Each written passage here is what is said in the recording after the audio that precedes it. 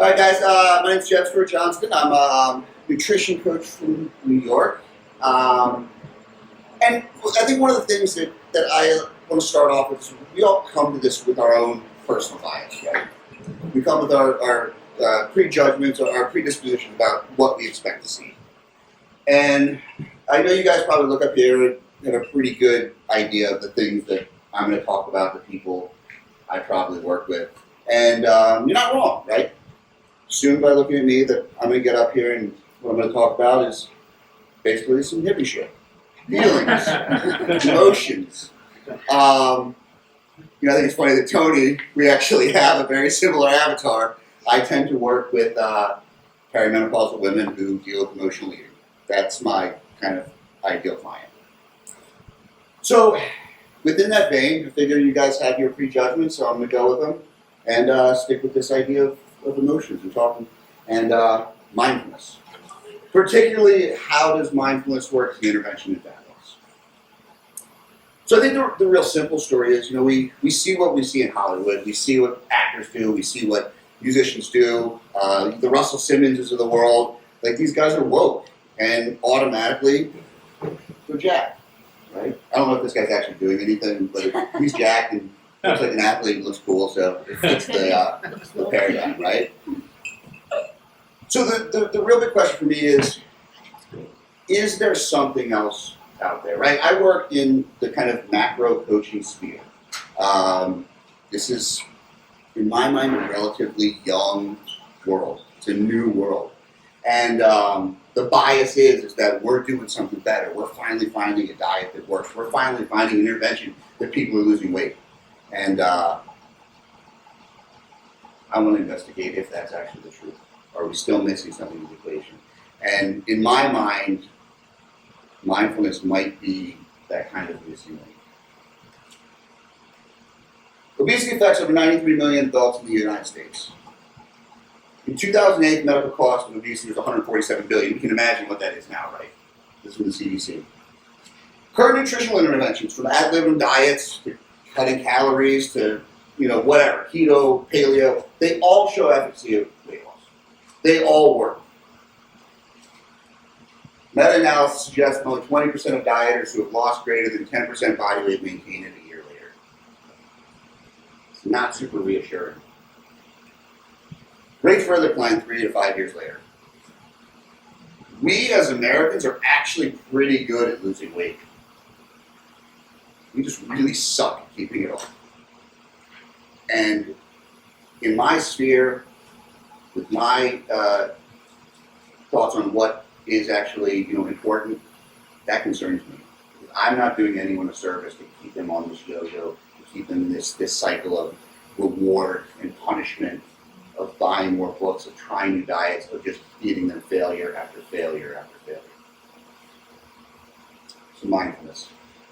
Pretty broad term, but Merriam-Webster is the practice of maintaining a non-judgmental state of heightened or complete awareness of one's thoughts, emotions, or experiences on a moment-to-moment basis. One person we talked about today, like, be present, be aware. Nothing in our current environment, in our current world, is working towards that. We're working further and further and further away from that every day.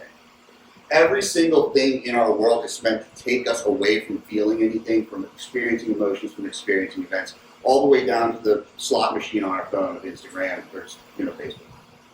So when you add that into our current food environment, when you add that into our current, mommy wine culture, when you add that into, the constant barrage of advertisements, of television, of just getting further and further away from living our lives, we're losing something that maybe wasn't ever really natural, right? I mean, how old is this practice of mindfulness? This goes back thousands and thousands of years. So obviously it's something people have dealt with for a long, long time. So what kind of mindfulness practices are there?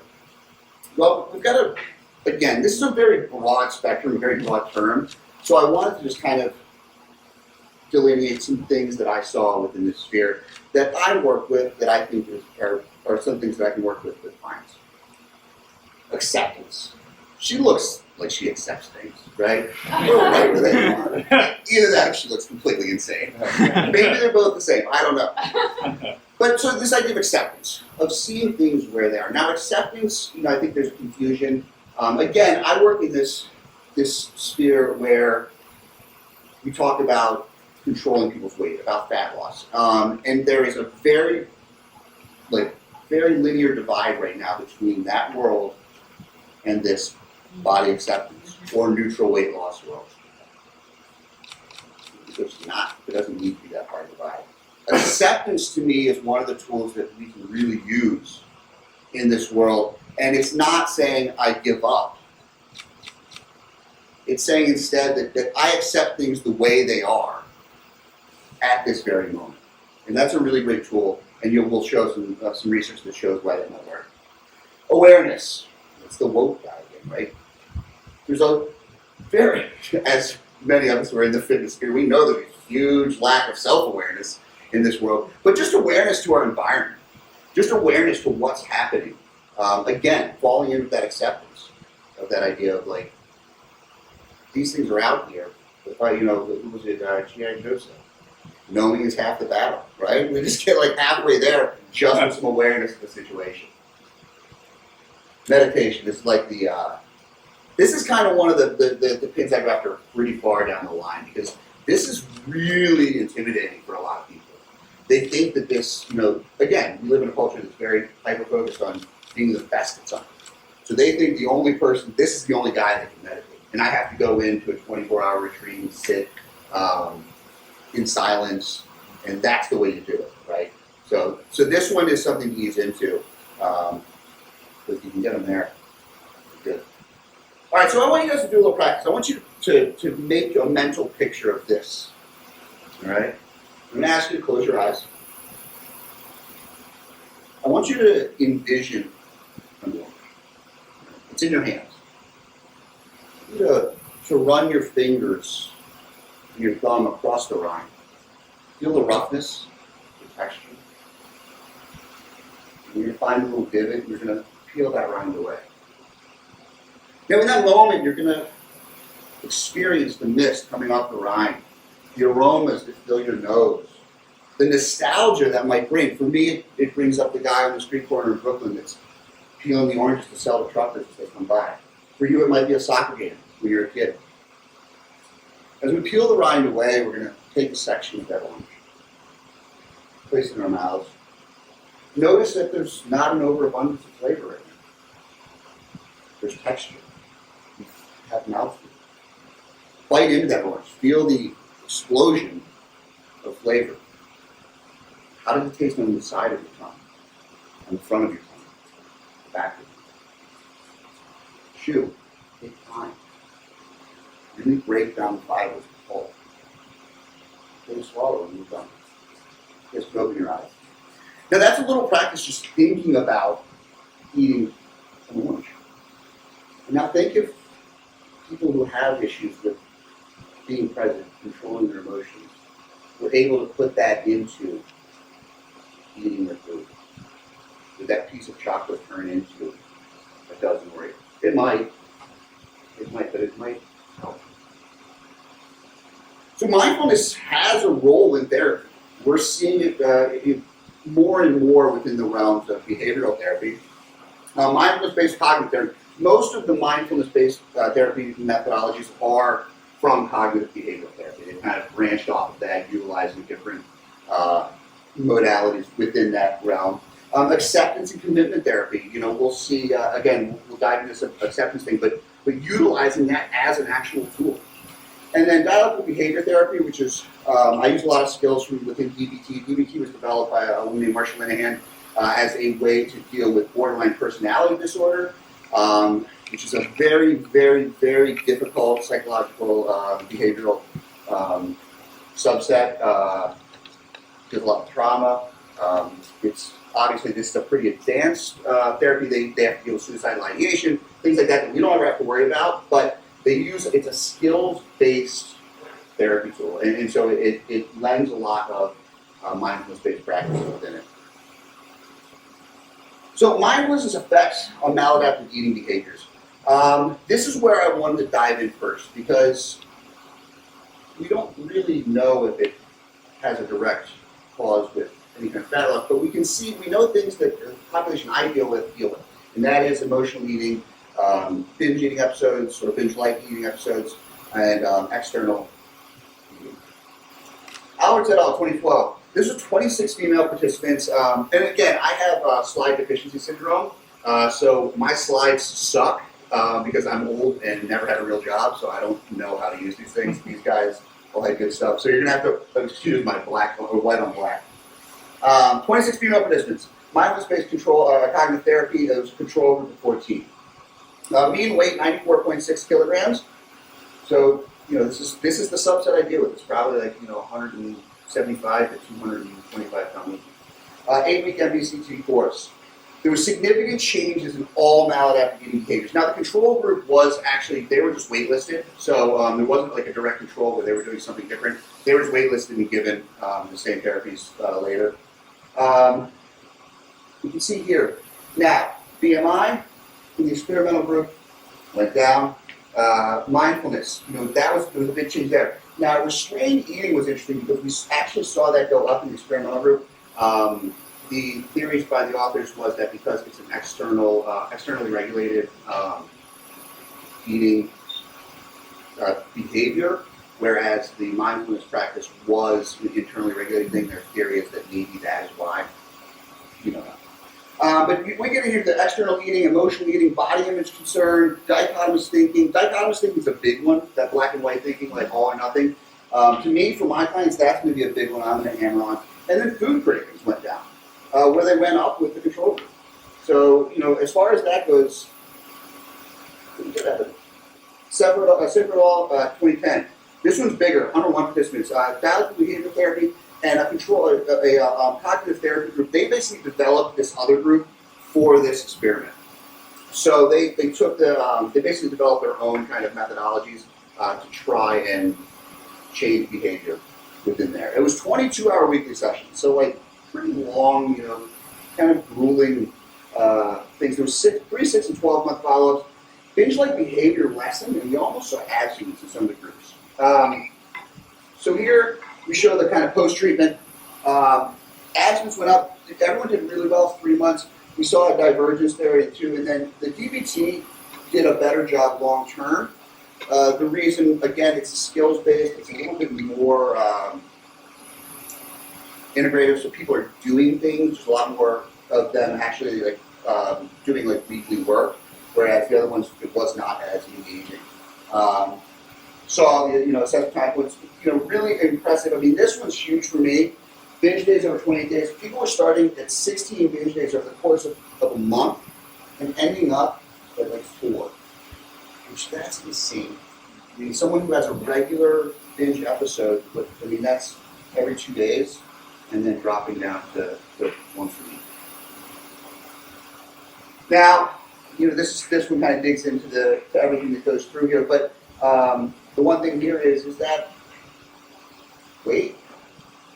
That kind of threw me. You go from 16 binge episodes a month to 4, and your weight doesn't go down. So the question is, can you go from this? I don't know. I'm not going to touch it because there can't be anything good that comes out. Where the hell did it come from? I don't know. That's why I'm worried. Power up. Buddha? Did Buddha just throw that? Maybe. So the question is, can you go from this to this with just a mindfulness practice? Let's see. Albert et al. 2010. Obviously, a lot of the same people are doing some similar studies here. This one was 19 subjects, 10 intervention, 9 control. Mean weight 84.5 kilos, BMI 31.3. There was 10 weeks. They had an hour and a half weekly counseling on healthy food choice. Basically, they said this is what healthy food is what not. Not super directive.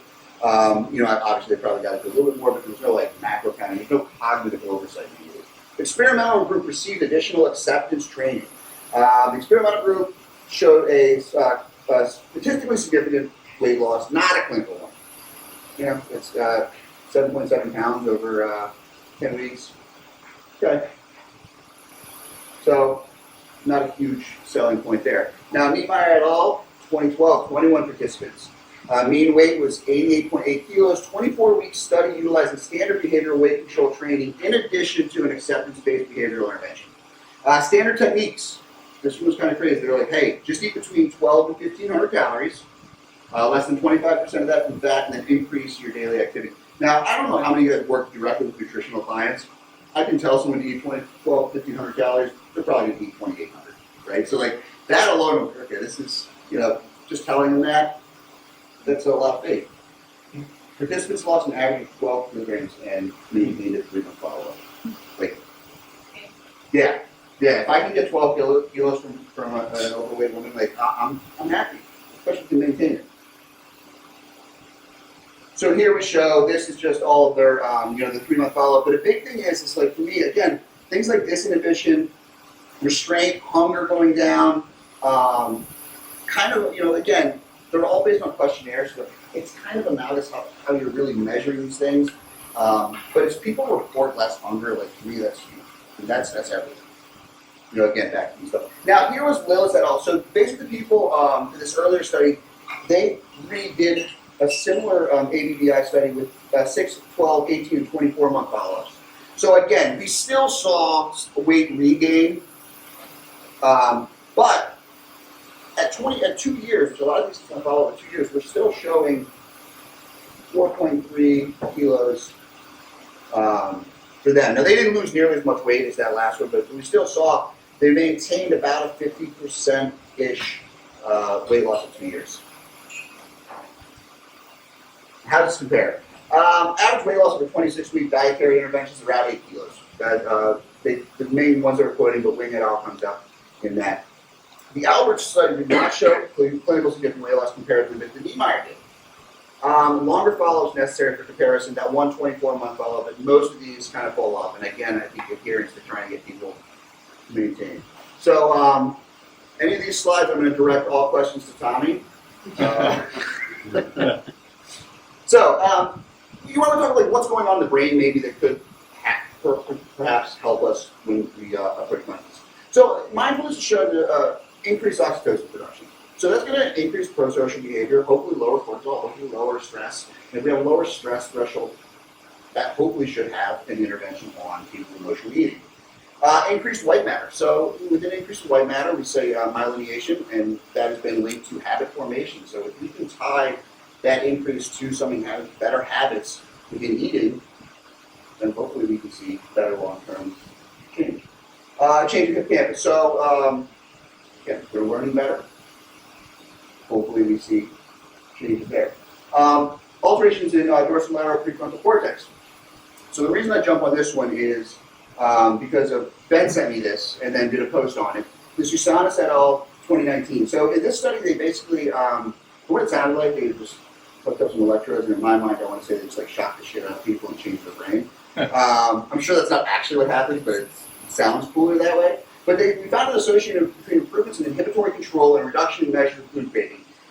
Basically, though, coming down to the evidence here is at the behavioral level, there's evidence for a selective effect of PDCS, which is the methodology they use for the change in prefrontal cortex, on consumption of palatable food, eating in the absence of hunger, and craving for sleep.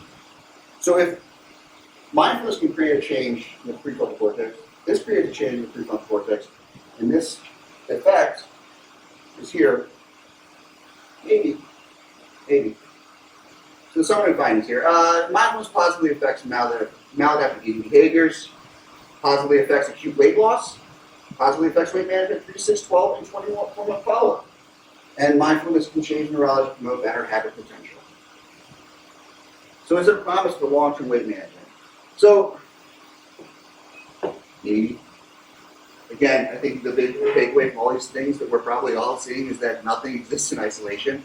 For me, this is really a passion project because I deal with women who have chronically been overweight, they've been chronically dieting, they've seen failure in all aspects of their life, they're emotionally distressed, they deal with depression, they might come from a history of trauma, and I work in a sphere that is selling this idea that we can just use numbers and we can just use cognitive oversight and we can lower people's weight. And you know what we do. You see it happen. And I watch people, and they're coming to me after they've lost 100 pounds, and they're like, I don't know what to do. I can't stop it. I'm unhappy. I can't stop the weight from coming back. And they say, I don't know how to do this. I don't know what's going on. I'm hitting my numbers, or I'm trying to hit my numbers, but I can't. I binge. This happens. They say, binge-like episodes. And for me, I'm like, we have to start working now to work on behavior change first. We can lower calories, and we can give them the dopamine cookie the scale is going to change. And they're going to lower their numbers, and they're going to keep chasing that scale. And guess what? You can only lose weight for so long. At some point, you have to stop. And then where do you get dopamine? And especially, let's tie that on. The whole time they're losing weight, dropping 100 pounds, everyone's telling them how great they are, how inspirational they are, how amazing they are. They're feeding them. And then they get to the bottom. And you have nowhere else to go. And the compliments have dried up. And the scale can't give them any kind of acute positive reinforcement.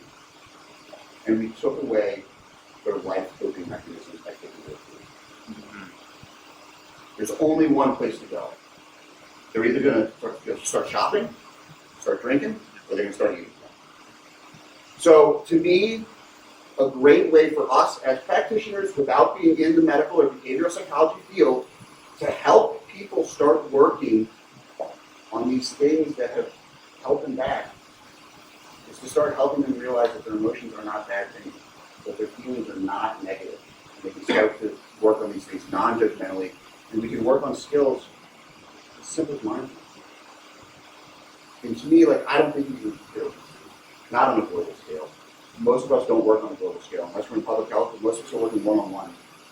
And if we can do something to help people start being present, people that will open up to us about everything and anything, I think we make sure change. All right? Thank you, guys.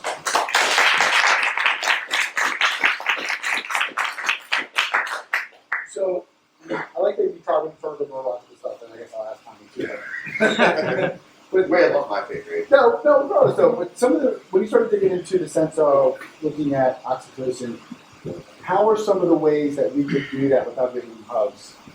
Essentially, maybe feel more confident about it. Mindfulness practice. Yeah, but how? I don't know what that looks like. So let's say we start tracking acceptance, right? We say all right, this is where I am. My favorite quote is by Marshall Linehan. It's, we are all doing the best we can, and we can get better. So right now, I don't care who you are.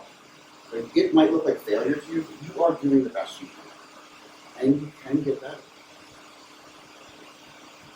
I've changed my verbiage. I work with a behavioral psychologist a couple times a month, and I said we must get better. Said, no, you can, because we can't force that people have to get better. Absolutely. Just that they have the ability to do so.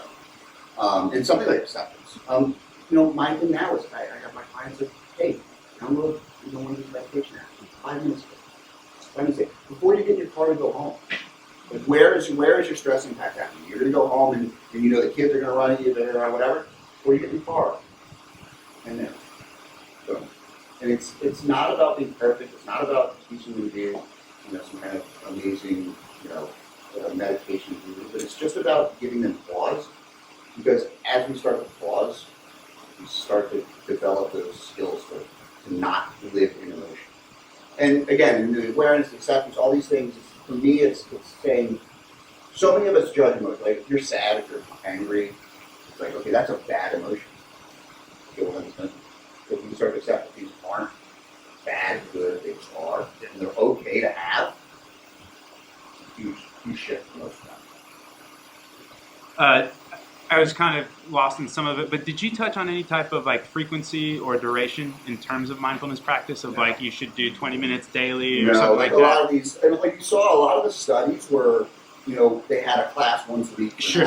Yeah. So it's the frequency wasn't super high, but they all have homework. So with my clients, I work on skills. One of the big things I do is I actually make if they have emotional things, they have an awareness checklist first. They go through where they are, where they're in space, who they're with, what emotions they're feeling, cognitively, what are they thinking, and write all that down. And then I have a chain analysis that says what triggers behavior. A couple things of that, it makes them start being aware, but also it starts to be a pain. Yeah. And it's a negative feedback where it's like, okay, you have to write this every time you do this. This is homework. But it's also practice. Sure. But they tend to get better. Yeah. But that's why I like those apps, honestly, because it's impossible to just start sitting silent for me. Like that's sure. impossible. It's incredibly. And most of my clients, like they're like, it's not gonna happen. Or whatever. Yeah, it's not gonna in the happen. office. But if I say you put this on for 5 minutes, we You can can make do it the on office. brand. It's and honestly, I use a lot of the RPR stuff. Like I like doing like I'll be like, hey, just do this before you walk in the house, and it's like just calm them down a little bit. And especially if you add a physical component, like people who aren't really ready to to go all in, like as a dude, it's like all high stress. So, actually, Mike and I talked about it a while ago. Using it as like a sleep. Yeah. I was gonna say after seeing your like you said for me to look at, but like I went and got my buddy's app, that Metro Life, and it just asks you questions, but it almost becomes a mindfulness practice because like it's the same thing. It's like asking you this thing, you have to come up with an answer. Like, oh, I wouldn't have thought to ask myself that. Yeah. And like, oh, and then it becomes a pain point where you kind of like Ben says trip on the truth. I'm like tripping on the truth. Like, oh, I get it. Yeah. And my thing is like I tell clients, I don't have any answers for you. I don't have any answers to any of your questions. All I have is questions for you to ask yourself. You've got all the answers. It's forced reflection in a way. Absolutely. And So, it sucks, but they do it. One other question: do you fold in gratitude, or have you seen like trying to initiate more cognizance or like more energy towards gratitude? Where like gratitude is obviously probably a function of mindfulness, but like that seems to be a really fast pathway for a lot of people. Yeah, our weekly check-ins have daily positive reflections on the day. So it's like come with positive. And then people that have trouble, it's like I didn't have any positives today. Yeah. I'm like I don't care what it is. Exactly. You saw a cute dog. Yeah. Like that's a big positive. So that's almost in a way a proxy of acceptance, where you're starting to. And again, I didn't really touch on it here, but I think the answer really is mixing this stuff with a cognitive oversight and not trying to keep them separate. Like I think the way Neutral Crowd has a lot of really good stuff, and we've been so much of like fuck those guys. They're saying just accept being fat, like but they're using more behavioral stuff. Well, I'm totally with you too. When you get into good and bad, it's all relative. Like, what the fuck does it mean? Like, your good is not my good. And, like, so being able to like abolish that and think of just kind of what serves me, what doesn't, and like Feelings are feelings. exactly, yeah. But you're not your thoughts. That's awesome. So when you think about maybe like the most adherent of your clients, the ones who will actually take the mindfulness practices and do them pretty consistently, do you have a specific like delivery method that maybe gets them to do it from the outset? Because you can get them to do it, maybe they'll notice difference and then they'll want to do it. But I'm just curious if how do you communicate it? Like how much information do you tend to give them? Is there a 3-day common denominator there? For me, my start is always this like awareness checklist. So when they say like I have trouble with these eating episodes, and it's like okay, well let's just do this. We have it, and then I want you to turn that in me, and we're going to look at it. I was like right now it's just about awareness. We're not trying to change it. And that's a big thing. It's like, I'm not trying to change anything that you're doing. I just want it to be aware. So they'll do it just because you ask them, like it's like their one kind of task. Most people that come to me are guests. Like at this point, like everything's built, and they gain. I mean, I'm actually working with a girl in high school randomly, not randomly, but she found my stuff. But she's been overweight since she was 16, and she's lost 100 pounds and gained it all back. Had kids, all these things. And nothing has worked. Nothing has worked because no one has approached that side. And you don't know what to go. She's losing weight. She's not losing weight as fast as she would have on a diet, like a normal diet, but she's not having any binge-like episodes. Yep. And to me, that it reinforces that you're not broken. And to me, and again, it's. I spent my life running away from this behavioral stuff. My mom's a behavioral psychologist. And then, like, one day I kind of started working on the DBT stuff, and I called her and said, do you have any books on this? And she's like, actually, I studied with Marshall Moynihan for a year, and I'm the only practitioner on the East Coast that runs a clinic. And I was like, wow. Okay. So you're right, Mom, all along. But, it's. I think this is, and we don't have to join the behavioral psychology. We don't have to get out of our lane. People say, "Oh, stay in your lane." Like, if your lane is this, you're never going to help you. But these are skills. It doesn't have to be like asking someone about their childhood trauma. It's just saying, like, "Hey, here's a tool. You use. Try that. Like, here's, sit quietly, observe your emotions. Eat an orange like that. One time a week. Eat a piece of chocolate there. If you can have chocolate without being triggered, right?" And so, In your experience, is there any sort of, I think of like road signs where you're like, okay, I'm helping this person, holy shit, I need to refer them out at this point, like things we should be just aware of so we kind of know what to look for, speaking of awareness? I mean, for me, there's any purging automatically done. Like if there's any, you know, binge like episodes, right? If there's true binging, especially when it's like actually believing. But when someone's like, "Oh, I ate a sleeve of Oreos," I'm like, "Yeah, that's my Thursday." Yeah. Like, Yeah. we can work past that. Yeah. Hyper obsession with the scale in a way that like starts to. I had one guy I had to refer out, and he was, I love him. I didn't even realize it was happening. He's a guy, he's a Marine, and didn't talk with that.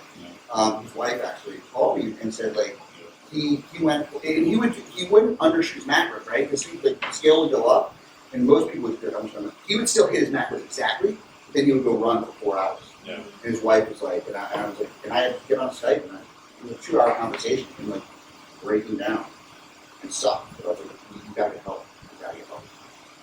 It's not good for you. I'm not gonna make you. I will only make you worse. I can't do that.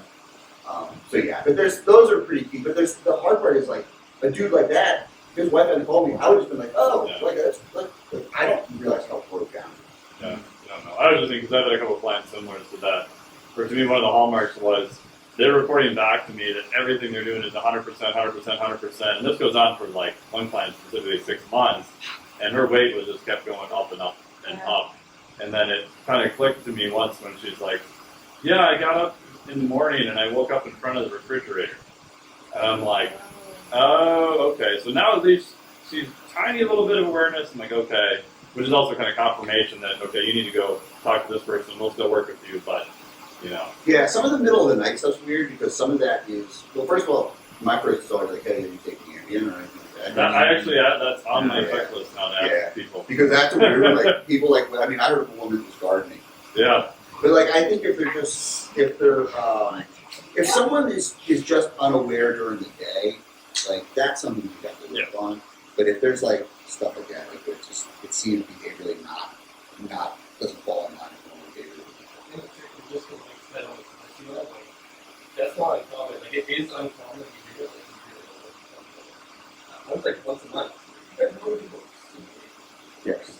I mean, I didn't even know it was. Like, I honestly didn't know it was a thing. I take a protein bar and back with toilet, eat another bite, but that's on purpose.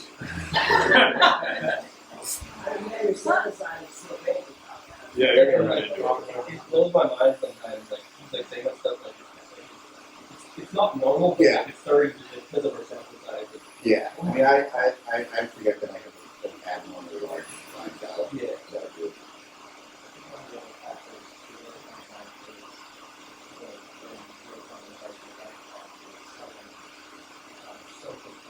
Yeah. Yeah.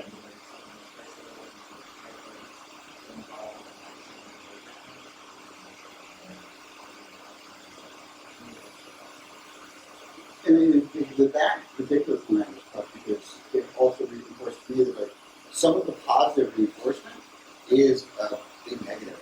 Again, it's that whole dopamine thing. It's like they're just getting, and then they get the weight, it's gone. But if we, I think if we address some of the behavioral stuff by utilizing these tactics up front, then you can negate some of that. So have you ever seen somebody in your group where you started working with them, like, if, like, systematically, are you implementing this mindfulness stuff, like, within eventually after the diet down the road, or are you, like, doing it as, like, a two-year approach? Because, like, my question is, like, if we're seeing somebody who just based off of the behavior and building up their protein, like, and with mindfulness, I mean, like I said, some of this information, me personally, like people come to this for weight loss, they want some numbers and they want things, like I'm getting that. I'm down here. Because I've worked with like 1,200 clients in the last 2 years, 2.5 years, and one-to-one, and maybe 3 of them actually get their numbers accurately. Because I know, but we talk about time. I got a guy who's 270 that said to be in the same calories as the one who's 120, and she's doing things and he's not losing. Yeah. Like, it's like, honestly, and that's the problem with all the studies is like, free living society, none of these people are eating anything close to what they're saying. Right. And like, I had one guy that said, look, he's like, you're eating 1,000 calories a week. No way. Like, he wrote down all his food there about putting in my first out, and then putting in my first out. Like, holy shit, it was exactly 994 calories different. And then, when, like, even like what Ben was saying about the blood clot, right? That it's like, well, the RDA allowance is 20%. Someone says getting 2,000 calories, they could be eating 400 or 1,600 and they don't know. So to me, I give them the calorie, I give them the macros, but this is the stuff that matters to me. But yeah, I just throw it. And I think they need that cognitive piece and the emotional, spiritual, whatever.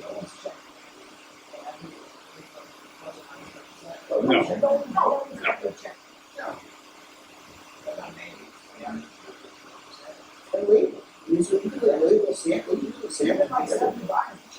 Yeah. That's what I like. More protein. More ramen.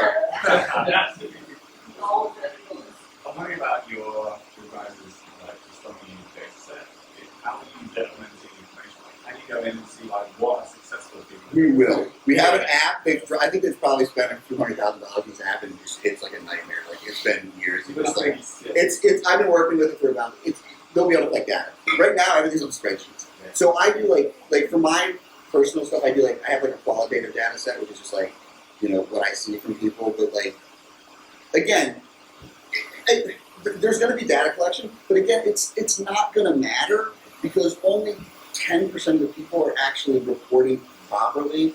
So like for me, that's been the big sample size of clients has been the biggest thing of like, yeah, I mean like it's like great. Like I want to be like, you tell someone like, oh well, someone said my resting metabolic rate is this. Like, it doesn't matter. You're not eating what you think you're eating. So like let's start hammering this stuff that we can control, and then. But then I have like, people talk about the ultra that have like 100 pounds, 75 pounds. You're like, wow, that's so awesome. It's not. Those people I just gave them the numbers and they're hyper like OCD and they've just never had anyone put it this way. And they just hit their numbers and they lose 2 pounds a week and a year later they're 100 pounds down and they maintain it forever. And they're like, I start raising their calories and like Dean says, I got a guy. I was raising his calories for like 14 weeks and I couldn't get him into maintenance until he's eating 3,500 calories and losing weight. I was like, all right, like you're just gonna have to eat a lot of food now.